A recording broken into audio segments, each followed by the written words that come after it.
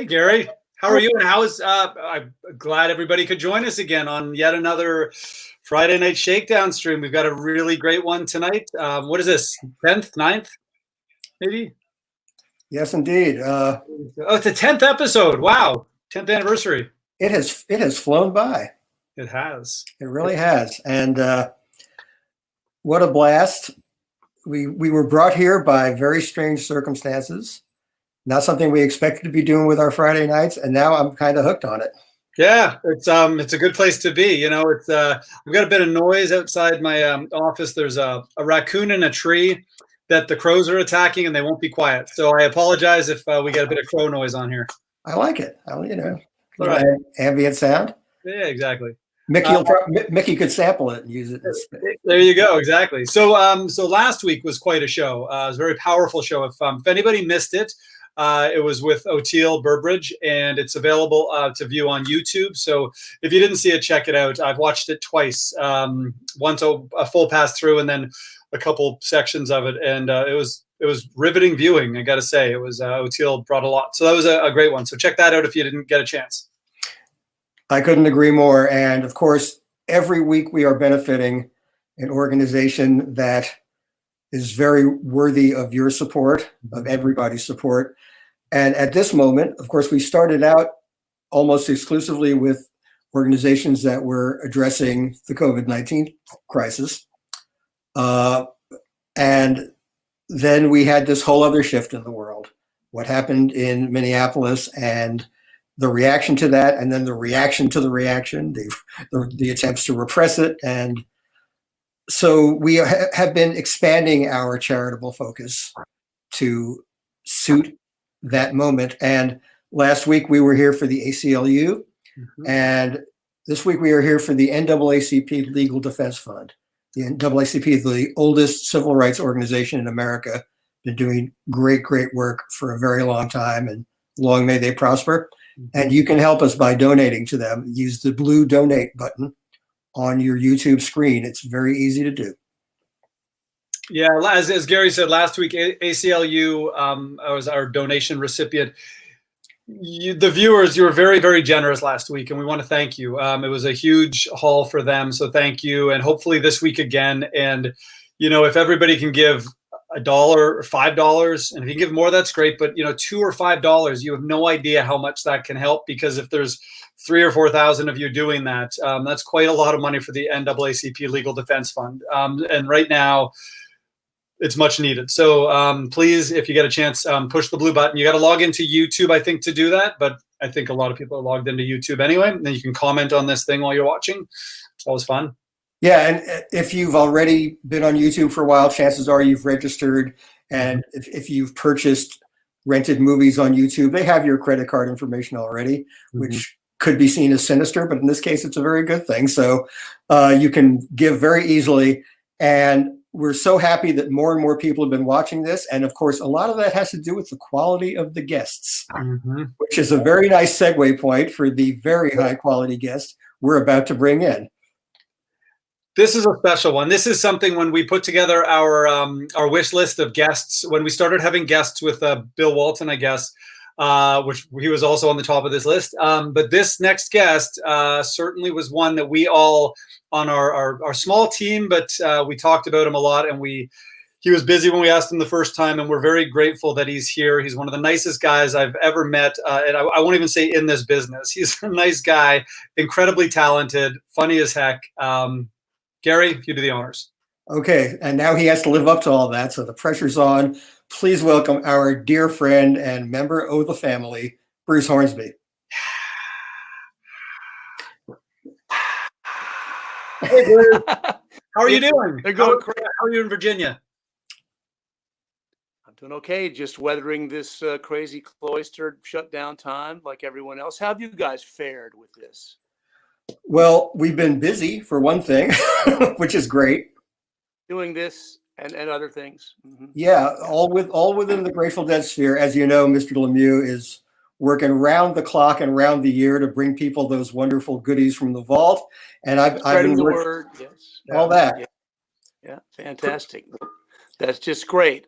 For me, I'm I've been so productive. Uh, I'm sort of a self-quarantiner for life. The last Mhm. many years, I get up in the morning and I come into the studio where I am now, and start working on maybe trying to write a new song. That's the hardest part. Uh, Woodshedding, practicing modern classical music, and to inflict it on my poor, unsuspecting audience that mostly hates it. I get nasty letters abound because of that area of my interest. And then just practicing, actually learning new songs. My life my musical life, creative life kind of exploded in the past few years because I started getting all these shout outs by these younger artists from the indie world, and most especially Justin Vernon from Bon Iver. And so Mhm. I started working with him he worked on my last 2 records ago, my folky dulcimer record. Then I played his festival. It just kept on going on. I played Coachella with him. I was a special grandpa guest. And so uh, it culminated sort of amazingly enough with my release last year that was sort of, it's called Absolute Zero. And I don't know if you guys are aware of it, but the reception was fairly rapturous. It was a pretty amazing response from here, vaunted venues, the New York Times, the Washington Post, Spin, Mhm. Pitchfork, across the pond, Guardian UK, Times of London, just kept on. And so, yeah, it was all of a sudden, wow, this is happening. So uh, now that can't help but be the catalyst for more, sort of on an inspirational level. So, hell, I've got a new record coming out soon. it's Oh, a, that's so good. the, And the and sequel. and if you hadn't vouched for Absolute Zero, I would have, because I think it's, in a career where I've dug so much of what you've done, I think it's absolutely near the apex of your work.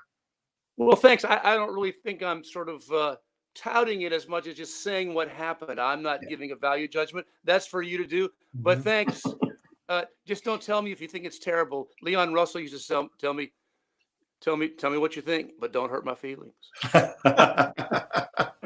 Meaning, don't really tell you. So anyway, that's what I'm saying to you. But thanks a lot, Gary. That's very nice of you. So it's been a fecund time for me, a productive time. Mhm. Uh, I had a son who plays. One of my sons is in LA climbing mountains.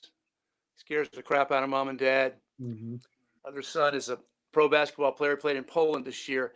Their season, just like everyone else's in the world, was canceled. So they Mhm. came home. He and his wife, and we're here for 2 months. So that was great for mom and dad to we get to have some serious time with son number one by 1 minute. That's That's right. That's key. And they're together out in Phoenix now. Probably not social distancing. I've been warning their ass the Mhm. last couple of days because I guess there's a break out there. So anyway, it's been a nice family time. I was taking care of my mom today. She's 92 and a half, and she is struggling. She's pretty much chilling, bedridden, and she had me reading her some Bible lessons today. So Mhm. that's something else that I get to do here because I'm here. Because the tours have been canceled. I'll try to relate most of what I say to the Grateful Dead. Uh, it's a funny factoid that the Grateful Dead met my parents before they met me, which Hmm. is yeah, it's quite a scream. Uh, so let's rewind. I'm not much for looking back in my life, but this is fun. This is fun. I've kind of always liked to see what's ahead. But anyway, this is fun. And so we got this call about February of 1987 from the Grateful Dead out of the blue, asking us. I got goosebumps just thinking about that because it was so fantastic. Asking us to open 2 days for them with Ry Cooder at Laguna Seca Racetrack in Monterey, California. And so, of course, we said yes right away. So that's on the books. That's on the schedule. So I told my parents about it because my older brother Bobby Hornsby was a big Deadhead. I was playing in his Dead cover band, Bobby Hightest and the Octane Kids, playing for grain alcohol parties and with 3 layers of dancers, the regular dancers, the dancers on tables, and the people doing the dying cockroach on the floor. Also known as the Gator in Southern fraternity parlance. So the Dead was coming to Hampton Coliseum sometime in maybe March, Mhm. April, early April. Yep. And you probably know the exact date, Dave. You're Yeah, such an March you're 22nd, the 24th. Yep. you're the Delphic oracle of the scene, and you're not far behind. You might be the same, Gary. I don't know, but hats off to you both. So they're playing the vaunted venue, the Hampton Coliseum. You know, Hampton comes alive. You know, it became legendary. People call it the spaceship. I played a high school basketball district tournament game in there. That's the only. Oh, but I played with the Dead 2 nights there too. A broad gamut of events at the Coliseum for me. Anyway, my parents went to the gig to meet them. They said, "What the hell? We've been hearing about this band for years and years, and let's go meet them." So I guess they set it all up, and they went back in. And now my parents were incredibly beautiful people. They looked like we have pictures, family pictures in the house where they look like movie stars, Gable and Lombard. I don't know if you guys know my song, "What the Hell Happened to Me." It's purely autographic. It's completely autobiographical. Look at my mama, look at my pop, look at my brother making them little girls' drawers drop. Sorry. Look at my sister, so beautiful to see. What the hell happened to me, et cetera, et cetera. Right. There's a verse, "Got Gable and Lombard for a mom and dad. Got my big brother bragging about all the ass he's had. Must have been stuck in the shallow end of the pool of jeans. What the hell happened to me?" Anyway, so they live up to that, and so do I.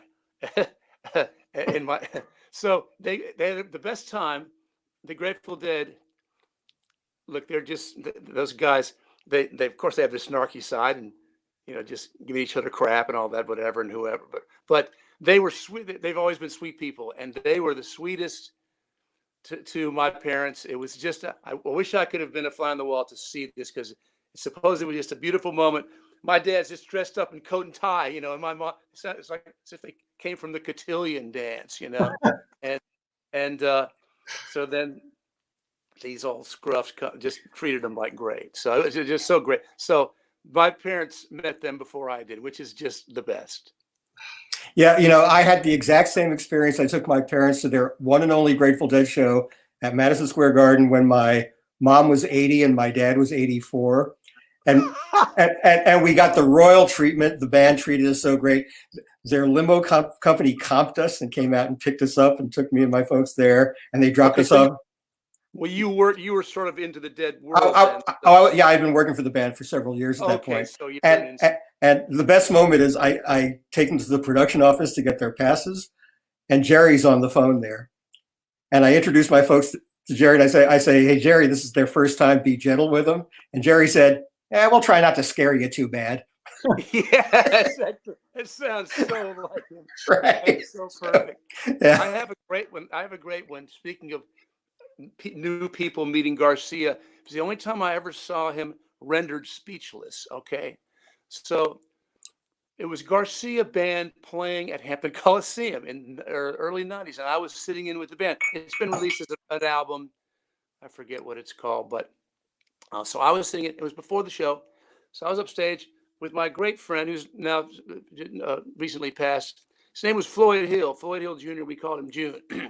And he was the shit talkingest soul brother I've ever known. He kept talking it all the way till he's 88. He's always talking about, getting it, so to be tame, So we're standing there, and June is not your not the standard demographic of the audience there.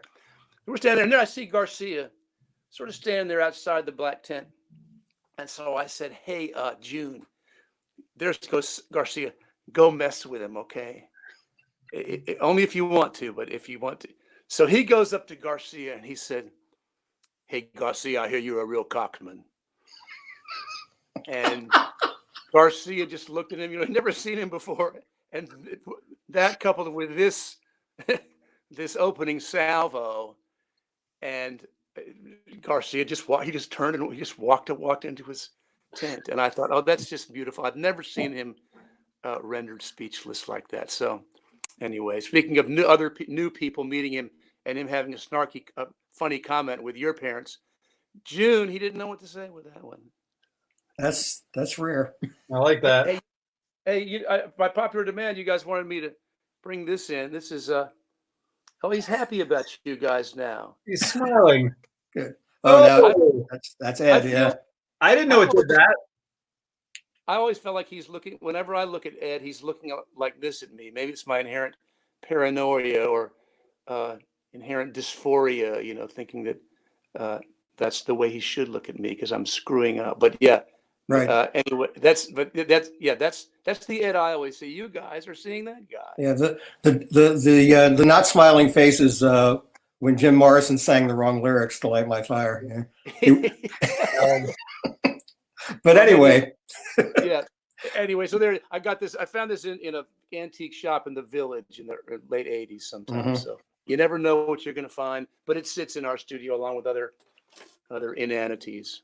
Okay, well, hey, Bruce, there's so much to talk about, and I think we got about a half hour left. So we do want to mention the NAACP that we're supporting, and that I know, I mean, you have had an involvement in all kinds of great causes and social justice causes, and in fact, your song "The Way It Is" became sort of a latter-day civil rights anthem, and was actually appropriated in a very wonderful way by Tupac Shakur. Absolutely, it's just so beautiful. Yes, and now there's a third generation. My song came out in '86. Tupac's came out in '98, I believe, and now in 2000, a young rapper named Polo G has come out with a beautiful, mostly a remake of Tupac's version, but it's still using my chorus and the chords and the little piano lick in the chorus. It's called "Wishing for a Hero." So yes, it just continues to be reinvented. I think it's now. The New York Times wrote about it last week, and it gave me a fact that I didn't know. It said this is at least the 17th version of this song by hip hop or rap artists. So, so that's just fantastic. Yeah. So yes, you're right. I've been involved. I counted them up the other day because someone asked me. I've written 6 songs that deal with this area: "Fire in the Cross" about the Klan. My third record, first one that Garcia played on. That's a fun story. And then "Talk of the Town" about the first interracial romance in my town and all the consternation it caused among the white conservative crowd. Then "See the Same Way" was a song about the O.J. Simpson verdict and the polar opposite reactions that inspired from the Black community and the white community. "See the Same Way." You're looking at a picture, I'm looking at it too. Do you see what I see today? Etc. Song called "Great Divide." And then this one on this upcoming. Oh yeah, I think I might have mentioned this. I have some new music coming out soon, and it features a couple of great guests. One of whom is Jamila Woods. She records for the great indie label Jaguar, and we do a song that's also sort of my new civil rights anthem attempt. It's called "Bright Star Cast," and I'm also really happy and proud to say that I did a duet. So that's a duet with Jamila and I and me, and the other duet is with someone I've always loved. I've never met him. I wrote this song that was a little influenced by him, so I reached out to him. He's James Mercer from the Shins, the great singer and songwriter. I just love what he does, and his record "Wincing the Night Away" just crushes me, and so many more. Subsequently, I'm more of a latter day Shins guy, but so I reached out to him, and he listened to the song and went, "I'm in." So that's really fulfilling. Vernon Reed is on the record, my old friend from Living Color, and Leon Russell is on it in a very odd way, a song we wrote years ago, and so the ghost of Leon enters into the fray in a fun way. So yeah, look, it's musically, life is good. I just get to work with great people all the time and continue to broaden the scope of what I do, and it's great fun. I don't know if that answers what question did you ask me? I've ranged fairly far afield with Oh, this. I asked.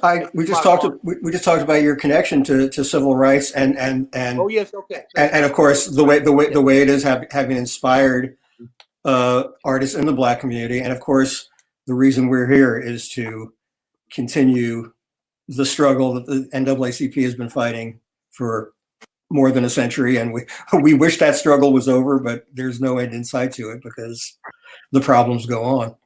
There's a 3-volume magisterial work of the history of the civil rights era written by Taylor Branch, sort of vaunted historian, highly decorated, whatever.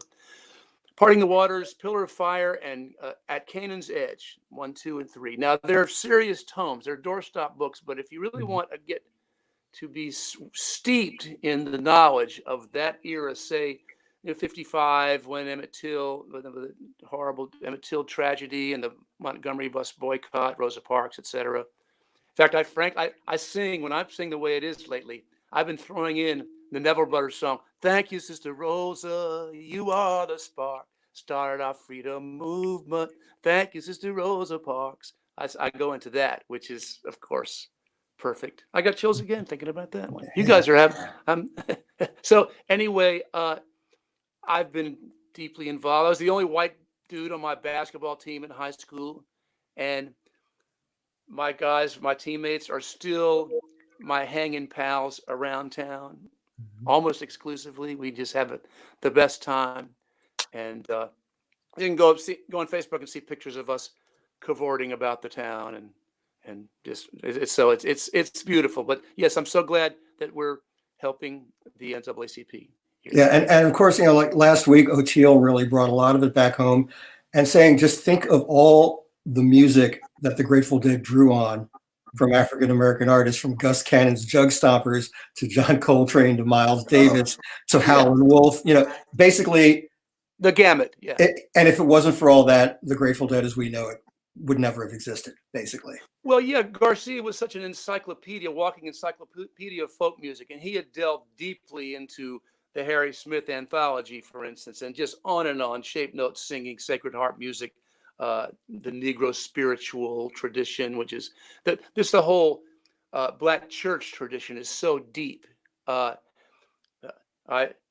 seem to only play with drummers for many years now who came through the church tradition, because on a groove level, it's a deep well, and I can't get enough of it. I love it. So yeah, he brought all that to the group, and then Phil brought his Luciano Berio, John Cage stylings, his interest in that. So yes, the gamut has been run since 1964, 65, when the Dead started. 65, I guess, right?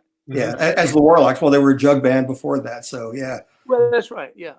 Mother McCree's Jug Band Stompers. Yeah, right. Yeah. Good. So we have some questions we would like to get into. We do. Is anyone asking about the George Russell's Lydian chromatic concert? They have been. That's been the most popular question. We will start a separate channel for that, Bruce, and we'll get deep into that.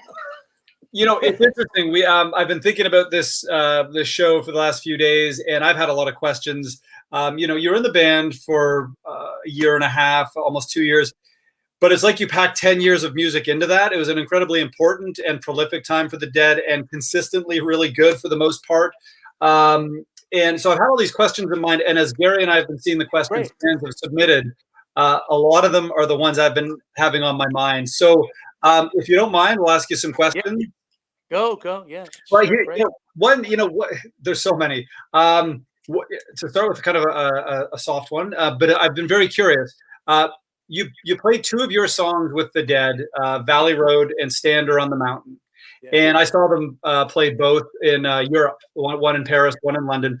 And they were both true showstoppers. They blew the roof off the place. And did you bring other songs to them? They were incredible. They really fit in, and the band clearly was having fun doing them. That was another thing. They were really having a good time. Did you bring other songs to the band? And if not, why these 2? And that's kind of where we'll start with questions. Yeah, that's a great question. It was not my desire when I started playing with them to sort of force my trip onto them. I was totally happy to help them go through this tough time after Brent's death. And so, no, it didn't come from me at all. They came to me and said, we want to play Valley Road. And Valley Road had already had an interesting past at this time. And Garcia, being a bluegrass guy, maybe he was aware of this. Okay, so our record came out in '88. Valley Road was our big single. It was a big hit on. It's such great thing for music school geeks like myself. I was playing McCoy Tyner chordal harmony in the solo of Valley Road, which is on the radio, and which is so sort of infiltrating and double crossing and seeing what you could get away with on Valley Road. So that was a real sort of musician's quiet victory. My music school friends couldn't believe what I was getting away with. So there was the first version of Valley Road. But then the Nitty Gritty Dirt Band was they made this seminal record in the early '70s, Will the Circle Be Unbroken, with Doc Watson and Mother Maybelle Carter, et cetera, Roy Acuff, keep on naming them. And it's an amazing three album set. And well, they decided to make Volume 2 in 1988 to come out in '89. And they asked me to be a part of it. And I had been so into the Leon Russell and the Newgrass Revival record that they made. It's a live record, live from Perkins Palace. And it is just no freaking joke, man. If you get this record, you'll get a speeding ticket driving with it.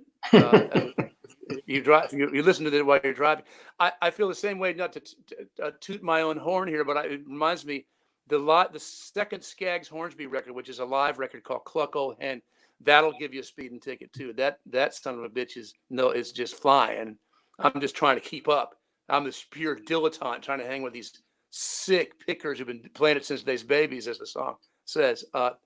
So anyway, maybe Garcia heard that too, because it was a really good version of the song, up tempo, just like Leon was doing all his songs, breakneck tempo with Sammy Bush and the Cats. So they asked me, I think Jerry asked me about that. I forget who asked me about Standard, maybe Phil.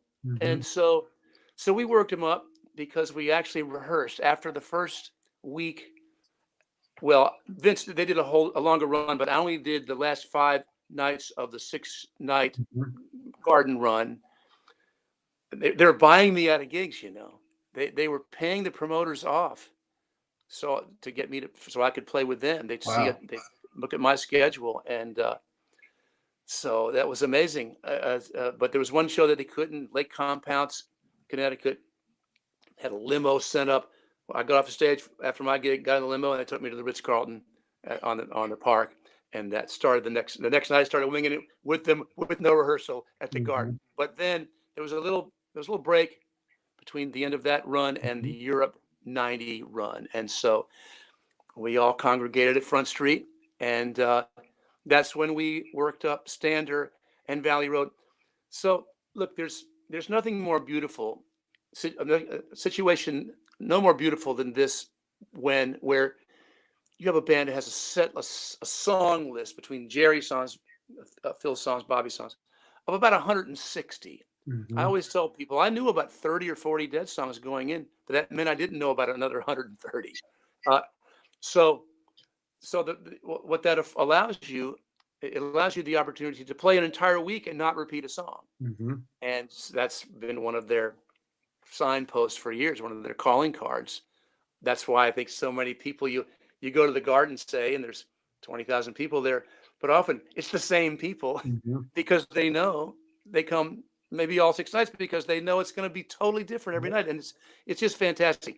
But there's one drawback to that. If you got a new song and you only play it once a week or less, memory fades. And people start forgetting. So the last couple of times we played Valley Road, maybe 6 or 7 times. You wouldn't, Oracle, you would know. But right, 6 or 7. It was 7, yep. 7, yeah. And so the last couple of times were the first I think the first time we played it was in Frankfurt, Germany, and another time. I know we played it also in maybe Wembley Arena. Yep. And That's my memory. And then we played it some more. Oh, Compton Terrace, just not in that West Coast swing in the later fall. But every time it would get a little sadder, you know, the rendition, the version would just be a little more tentative and less assertive. Mm-hmm. And so finally I just said, look, guys, it doesn't matter to me. It's not why I'm here. Mm-hmm. I'm here because I love you and I love the music, period. But so if we're going to play Valley Road, can we just rehearse a little bit? Because, and if not, if you don't want to screw with it, let's just not play it anymore, because it's gradually receding in quality. And same with Stander. I think Stander only got two plays. I know we played it at the La Zenith in Paris. Yeah. Yeah. And where else? Somewhere right before that on the same tour. Oh, in the States. Yeah, I think it was. I can't remember if it was Europe or if it was in the States right after. It must have been the States right after. Yeah. Yeah. That's the one I really look. Valley Road was solid. It's a good, fun, bluesy tune. Sort of a.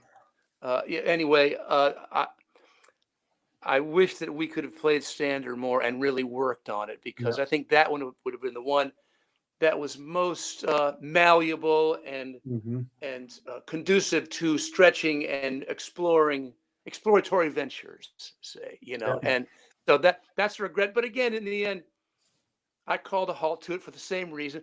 Maybe I didn't call a halt. I think that just kind of faded. You know, they'd play some songs, and maybe they didn't think it was really working. And so, anyway, it's very nice of you to say that blew the roof, but wherever. But I think the general unspoken feeling in the air was that maybe if we're not going to work on this, let's leave it alone. So that was it. They never asked again, and that was fine. Again, like I said, I had my own thing going. I had my own vehicle for outlet for my own music, and this was it was not an issue, and it was nothing I ever thought about. Well, sort of a flip side of that question, Tamara wants to know. Cameron Sears. No, not Tamara. Spelled, Tamara, right? Okay. Right, and she loves your music and wants to know what you took away from the Grateful Dead when you went back to your solo career, in terms of how it might have, you know, the Hunter Garcia or the Weir Barlow sensibility might have affected your writing. We know directly you sampled China Cat for one of your tunes, and you quote Dark Star in Talk of the Town, and there's some definite allusions. But how about your writing? Those references abound.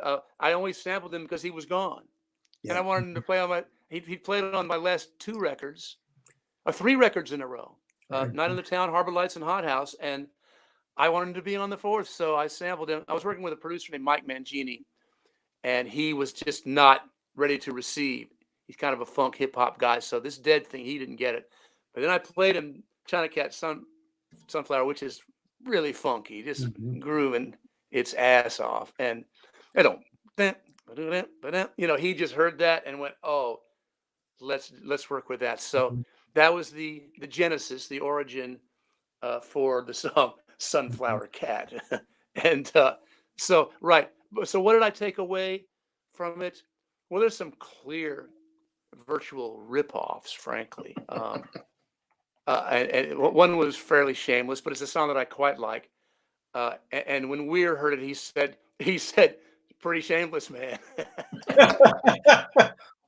Could that have been the one where it was basically the changes to the solo from Estimated Prophet, but it was in 10 instead of 7? There was one song where you did that. Yeah, it's in 9, and 9 and 9. Yeah, 9. Right. It's a song called "The Tango King." It's a song about being boredom in the summertime.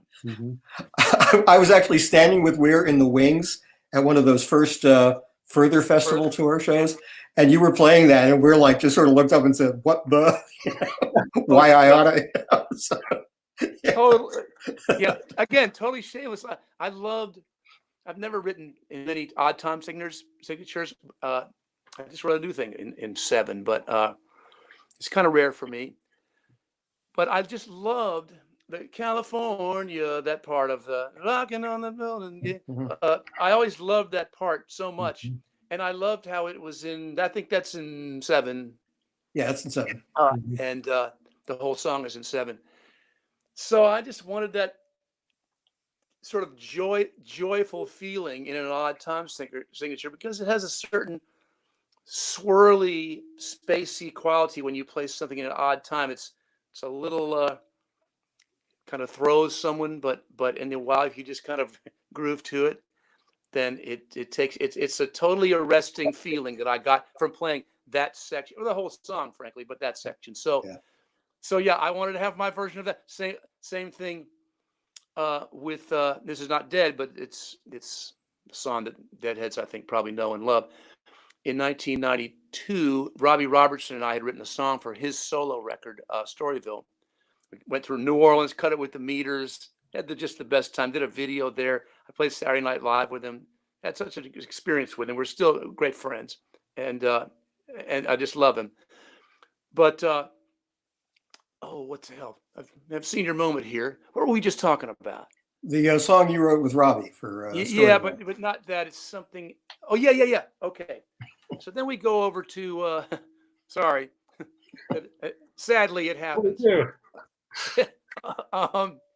So, right, he asked me to go over to Seville, Spain, to help him with his band, to help him sort of manage the whole thing for him. He was going to play a festival called the Legends of the Guitar. It was an amazing festival. So this one night, so about a week before we're going over there, I'm sitting here I'm in my house, and I get a fax from Roger Waters. He says, "Dear Bruce Hornsby, I understand you're coming over to play with Robbie Robertson at the Legends of Guitar.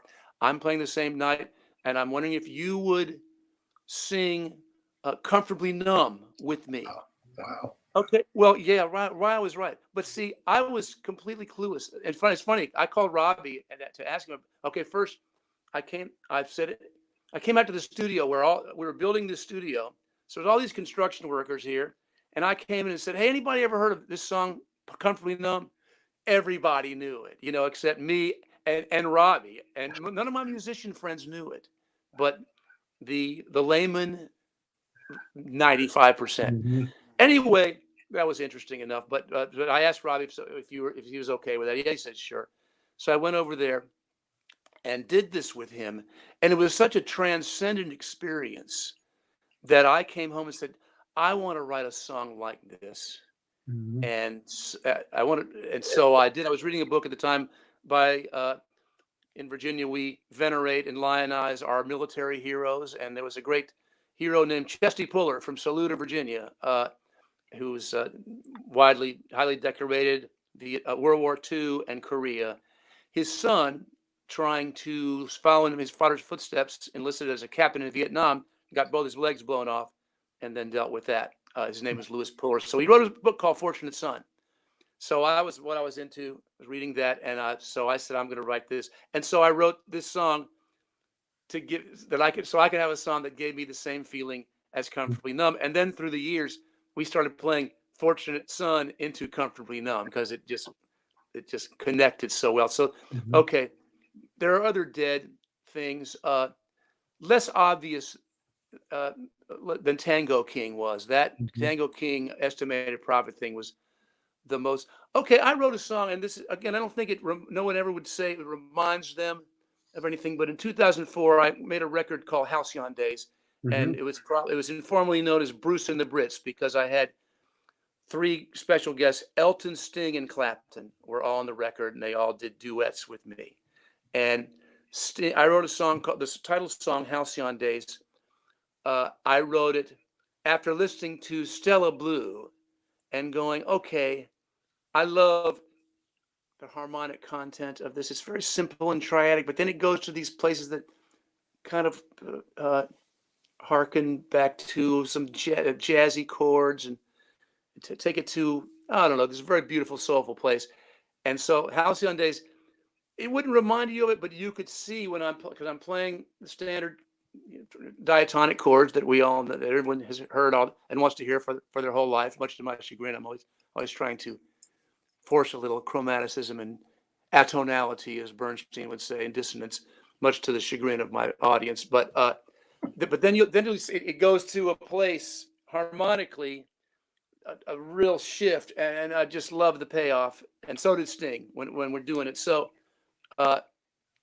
so that was just inspiration to write a song a la, in this case, Stella Blue. There are others, but I've answered that question, I guess, long enough because I'm a long-winded bastard. Sorry. Well, we have one by popular demand because I told you I wanted to ask this question, and then a viewer also. So I think maybe we can make this our last question. You are a bit of a prankster in the great prankster tradition. And this guy, Steven, wanted to know about, speaking of New Orleans a few minutes ago, a prank you played on Garcia involving the great New Orleans R&B master, Ernie Cado. Yes. Okay. So Garcia was always ready for a laugh, and I am as well. And he turned me on to some great music in that black tent. We'd be sitting around waiting for the gig, and he'd put on a Henny Youngman tape. Henny Youngman at Grossinger's from the Catskills, something like that. Just a scream. Makes me so happy. He turned me on to the Jerky Boys tape. Get Brett Weir, I said, it's tearing the ass out of me, all that business. And because Garcia liked all that silliness, he turned me on to, "Oi, it's so humid, it's like a sauna in here." Two live Jews. It's the best. He had great taste in comedy, at least to me. So we were always riffing and blah blah blah. So I started phone pranking him, and I could get him for a while. And this one time, it was around Christmas time one year. I forget what year. Could have been any time from 89 to 2004 or 5. And, but it was earlier on, maybe say 90, 91, 2. So I called him up. Okay, so my friends and I, in the old Range days, my guitar player, George Marinelli, had a great friend, Jimmy Wood. You guys ever heard of Jimmy Wood? He calls himself the boss of kings. He's a bad dude. He's a killer blues harp and this honking ass blues R&B singer, just fantastic artist. Anyway, we're all friends, and they started getting these bootleg tapes of Ernie Cado, just of his live radio shows on WWOZ 90.7 on your radio dial. So we loved this stuff. We would just quote it all the time and mess with each other about it. So I decided to call Garcia as Ernie Cado. So he answered the phone. I said, "Jerry Garcia, this is Ernie Cado. You live on New Orleans radio, WWOZ 90.7 on your radio dial. What you got to say to New Orleans, Garcia?" And so he goes, "Oh, well, wow. Hey, Ernie. Far out, too much. It's great. I want to wish everybody," those were two of his standard phrases. Too much, Garcia. And he said, "Well, I'd just like to say, tell everybody happy, Merry Christmas and Happy Holidays to everyone." And I'm going, "Oh my God, I've got him going." So I said, Grateful Dead don't ever play. And so the New Orleans patois is not dissimilar to the accent around here. You heard me say 90.7 SEBUM.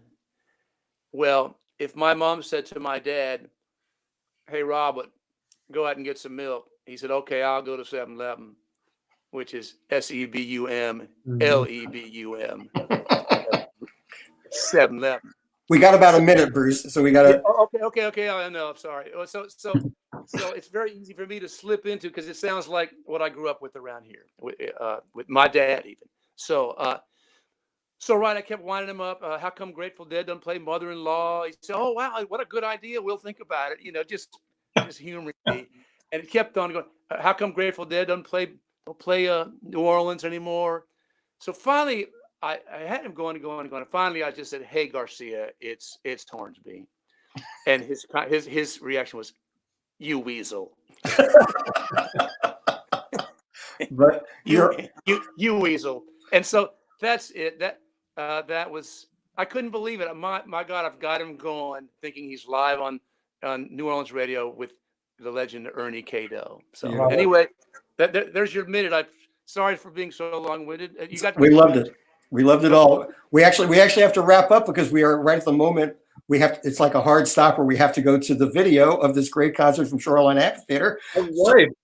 Nobody wants to hear me talk. They want to hear the music. I don't blame them a bit. The time flew by though, Bruce. We just want to give one more pitch for the NAACP. Yes, hit that blue donate button on your screen. Very easy to donate, and you can also keep donating throughout the video. Now, when we get off the air, you're going to go down to a different screen. Now, there will be an arrow pointing to below your YouTube screen. You click on the link there, and that will take you to the concert, which will be starting in just about a minute. So a good one too. It's Bruce and Vince. It's the Dead. As we talk about this late era peak, it's some really good music. I know Bruce, you're familiar with these shows. We talked about them when you did your box set 15 years ago. Some really hot music. It was a cold day. I know you're all bundled up, but the music is really good. Bruce, hey, it's great, you guys. We got to do this again, man. Miss you. Yeah, I love it anytime. Thelonious says good night. And all right. Well, we'll talk soon, man. All right. Okay. See you Best guys. to the family. Enjoy the show, everybody.